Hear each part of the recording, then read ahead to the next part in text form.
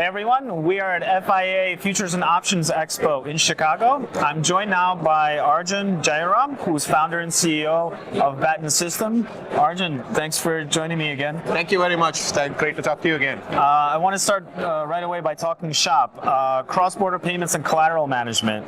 They've become the order of the day, and Baton Systems has become a key player actually in this sector, attracting banks such as HSBC and BNY Mellon. I wanted to ask, what is success for a Baton at this stage? Thank you again. You touched upon two very important things, that is both collateral management as well as cross-border payments. Today we have 9 of the largest platforms of banks actually on the platform. On any given day, we settle about $20 to $30 billion of asset value across both currencies and securities. The most important thing is we do that faster, cheaper, and more importantly with no risk in that. So we have 2 products that are really live in production, which has got wide adoption. One is the core collateral, which we have got very large FCMs that are on the platform. And then the other one is core FX, which is what the HSBC announcement with Wells Fargo is. On the core collateral, what we do is we connect up to the various CCPs, we connect up to the largest custodies, and we make asset mobilization and real-time visibility significantly faster. And in terms of liquidity management, how can banks use this real-time data to optimize these processes? Yeah, it's a great question, and many people, when you talk about the top banks, they think that they have real visibilities into their funding reserves and that they are very efficient in that. And I used to believe that until we actually went into a bank and they wanted to completely revamp their wholesale payment stack, and I realized that what they're dealing with is yesterday's balances. I see. And reconciliation happens T+1. So essentially your assets are not mobilizable for about 24 hours and you're working on yesterday's data. And so that is not a very efficient way to manage liquidity. What we do is we provide real-time connectivity in all your funding sources, not one, but all your funding sources. A large bank, a GSIP will probably have about 50 different accounts that they have to use across all their entire bank, and that's tens of billions of dollars that they have to use every day. So real-time visibilities into your funding reserve, real-time visibilities into your exposures and obligations, and the ability to mobilize that is what we do.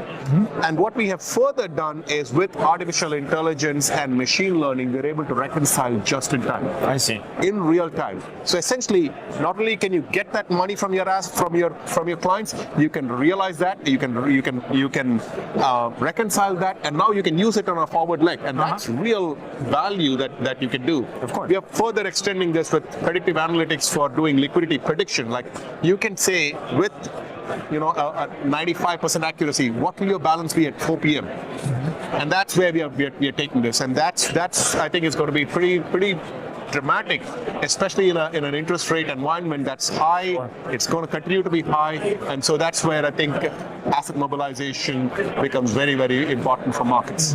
And I think I've heard also the FIA and sort of market participants, the industry is also moving in this direction. It seems like the right thing to do, really, on everybody's part. Yeah. Absolutely, real time is where it is. The times of looking at yesterday's balances and yesterday's margin requirements is gone. The ability to move money on demand or mobilize both securities and currencies globally is where the markets are going to go to. And there are certain corridors where tokens make sense, but you can actually achieve this today. That's what we've demonstrated. You mentioned T+1 settlement. This soon will become a reality in day-to-day trading, I would say. Could you provide us some insights on its impact on equities and FX, sort of in Baton's world? I mean, this is actually I don't know if people have realized the impact that this is going to have. It's going to have a pretty dramatic impact. Imagine you're an asset manager in Hong Kong that just bought IBM stock. Okay, you have to buy an IBM stock in US dollars. You just have it in CNH, and now you need access to US dollars. So, and that access, and you've done it at the end of the trading day. You have only a few hours in order to settle that, and CLS is out. CLS cannot help you with this thing. One is it cannot do this in T+0. So essentially, you need something where you can actually mobilize that assets on demand and do this on a riskless basis, and that's where solutions like Baton come in. Now, the important thing is you don't have to wait for 5 years. You can actually do this today, and this is what we've demonstrated with Core FX on PVP settlements of CNH with US dollars, CNH with sterling, CNH with euros, and CNH with CAD. We can extend this on a peer-to-peer basis on any currency pair. And this is why we think it's going to be pretty revolutionary. I know that you guys have done a lot of work with DLT, distributed ledger technology, but I have to ask, some post-trade specialists have argued there is no need for a DLT solution, or let's say there's no need for a technology revolution to achieve post-trade optimization. What is your response to that? Is DLT inevitable over the long term? Yeah, so we have built our own distributed ledger technology. So I'll be very practical about this. Every problem, DLT is not a solution for every problem. And that's the important thing to understand. If you have a problem and you're trying to force fit a DLT, and you have things like this, like trade information warehouse, these are the wrong problems to apply a distributed ledger technology. Okay. Now, the way I look at this, there are three characteristics of a problem in order to apply these distributed ledger technologies. One, it has to be a truly distributed problem.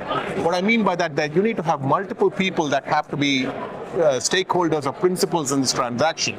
You look at a clear derivative. There's a buyer, there's a seller, there's an exchange, there's margining process, there's a client. There are multiple people in this.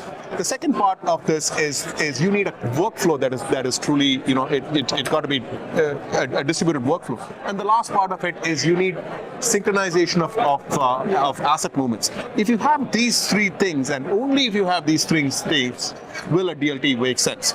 And that is why we picked only areas where it's a truly distributed nature of a problem. The second thing is asset mobilization is really, really difficult. And the third thing is your data is inconsistent across things. So you need a single source of truth. That and only then does a DLT happen. So many of the skeptics are probably right, because not every solution DLT is a perfect fit for that. But when you have these three things, then I think DLT really shines. I guess the last question is it's a constant question that everybody asks. Should you build or should you buy the solution? Whatever that may be. Yeah. For whatever tasks you need. Look, the thing is, you should always build things which are core for you.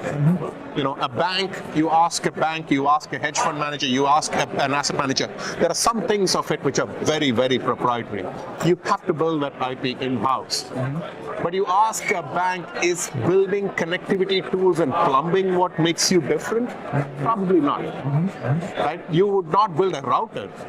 You would buy a router from the best thing from a Cisco or a Palo Alto Networks. Why would you pick a plumbing network from somebody else? Because you build risk models on top of that. You build liquidity and optimization models on top. That's what you should be doing.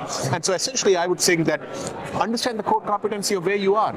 And if built on that, the other ones take it from someone who will make it their core competency. Sure, yeah. And that's where we are. We are focused on only things that we are really good at, which is real-time visibilities, asset mobilization. That's what we'll focus on, and not build things on the periphery, things like optimization, because that's what I think the bank should be doing. Great. Awesome. Well, Arjun, thank you so much for taking the time to join us, share your valuable insights with us once again. It's always a pleasure to see you. Good luck the rest of the way at the conference, and good luck as we wind down 2023. Thanks. Thank you very much. Thank you. Take care. Great.